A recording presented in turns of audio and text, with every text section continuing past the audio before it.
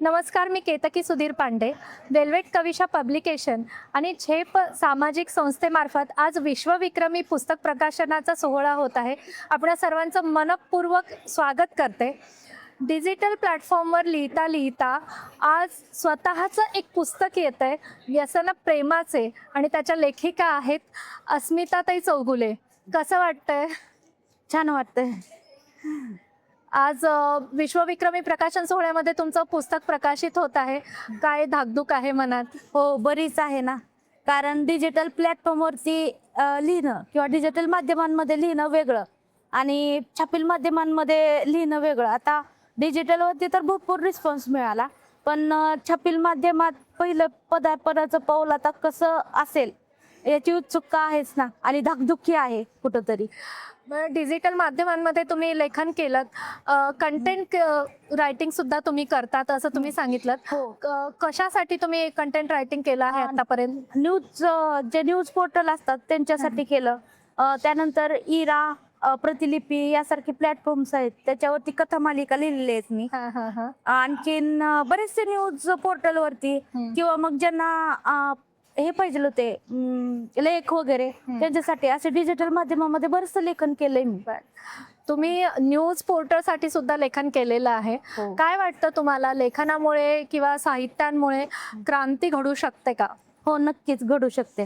कारण बऱ्याच वेळेस आता जे क्रांतिकारक होऊन गेले किंवा समाजसुधारक होते ते साहित्यिकच होते ना, आणि त्यांनी त्यांच्या लेखनाच्या माध्यमातून ही बऱ्याचशा समाज सुधारणा केलेल्या आहेत ना.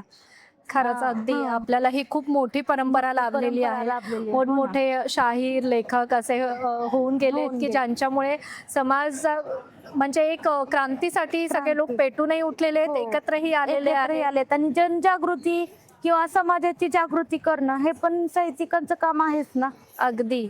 हो ना. तुमच्या लिखाणासाठी पहिली दाद किंवा कौतुक कोणतं होतं, असं काही आठवतं? हो, मी कवितेपासून सुरुवात केली, मग कथेंकडे वळले. 8वीत असताना मी पहिली कविता केली होती. बापरे. मग तेव्हा मला खूप म्हणजे घरातून कौतुक झालं होतं की आपली मुलगी कविता करते असं. कारण आमच्या घरात लेखनाचा असा काही वारसा नाहीये. फक्त म्हणजे वाचन मात्र मम्मीकडून, आईकडून आलेलं आहे मला. ती खूप चांगली वाचक आहे. मग तिच्यामुळं मला पण वाचनाचं सवय होती. मग मला असं वाटतं की जो चांगला वाचक असतो तो लेखक होऊ शकतो. खरंय खरंय. मग त्यामधून मग ते 8वीत असताना मी कविता केली होती. तेव्हा घरातूनच दाद मिळाली होती चांगली. अरे वा. म्हणजे वाचक ते लेखक हा ताईंचा प्रवास अतिशय सुंदर आहे. काय वाटतं तुम्हाला, उत्तम पुस्तक कशाला म्हणावं? उत्तम पुस्तक जे लेखकांना वाचकांना जे खिळवूनही ठेवेल आणि त्यातून काहीतरी समाजासाठी संदेश असेल किंवा काहीतरी चांगलं शिकता येईल, त्या पुस्तकाला आपण उत्तम पुस्तक म्हणू शकतो. अरे वा.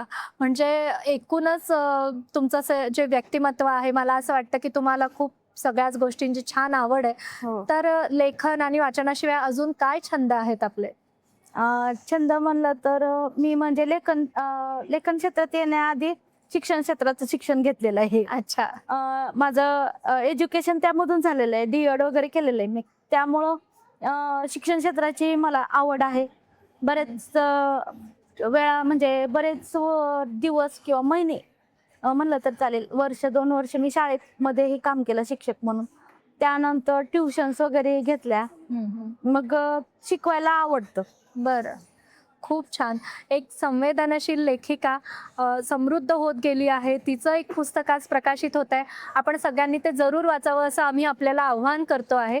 ताई, तुम्हाला पुढील वाटचालीसाठी खूप खूप शुभेच्छा. आणि आज आपण इथे आलात, ह्या विश्वविक्रमाचा भाग झालात, त्याबद्दल मनःपूर्वक आभार. थँक्यू.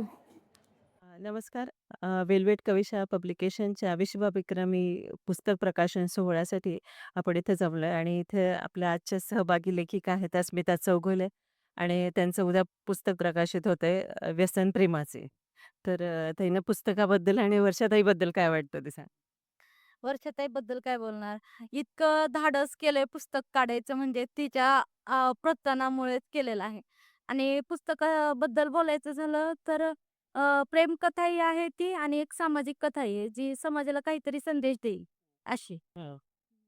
आणि ताई म्हटली त्याप्रमाणे म्हणजे तिचं पुस्तक स्वप्नांचे व्यसन प्रेमाचे असलं, तरी हे वर्षाताईंनी दाखवले सगळ्यांना स्वप्न आहे, की जे उद्या हां, त्याची पूर्ती ही आपल्याला उद्या दिसायला मिळणार आहे. तर तुमच्या ताई छोटी बहीण आहे ना? अच्छा, मोठी बहीण. ओके. तर तुम्ही एक धाकटी बहीण म्हणून काय सांगाल, की ताईचं पुस्तक प्रकाशित होतंय, तर त्याबद्दल तुम्हाला काय वाटतं? होतंय ताईचं पुस्तक प्रकाशित खूप दिवसाचं तिचं स्वप्न होतं. ते आता उद्या अस्तित्वात येणार आहे. त्यामुळे सगळ्यांनाच आनंद होत आहे. आणि वर्षा ताईचं पण आभार. तिच्यामुळं म्हणजे एवढं पुढे जाऊ शकली ती. तिनं आज एवढ्याच लेखकांना साथ घातली होती आणि यांनी आपल्या सगळ्यांनी प्रतिसाद दिलाय म्हणून तर हा उद्याचा सोहळा आपला होणार आहे. तर ताजा तुला काय वाटतं, की ताईच्या बद्दल पुस्तकाबद्दल? एक भाऊ म्हणून तिच्यासाठी फीलिंग प्राउड आहे मी. म्हणजे माझ्या बहिणीने एवढं वर्ल्ड रेकॉर्डपर्यंत गेली, त्यासाठी मला प्राउड वाटते तिच्याबद्दल.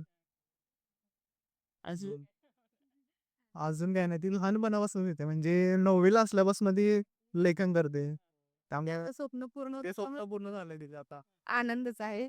सगळ्यांना आनंदी सगळ्यांची स्वप्न हे उद्या पूर्ण होणार आहे आणि आता बहीण-भाऊ असतात म्हणजे आपण लहानपणापासूनचा त्यांचा प्रवास बघत असतो आणि हा उद्याचा प्रकाशन सोहळा म्हणजे एक माइलस्टोन असतो आणि तो उद्या सगळ्याजण म्हणजे एक सुवर्णक्षण म्हणून आपलं तोच सगळ्यांच्या कायम लक्षामध्ये राहणार आहे. तर ताई खूप खूप अभिनंदन.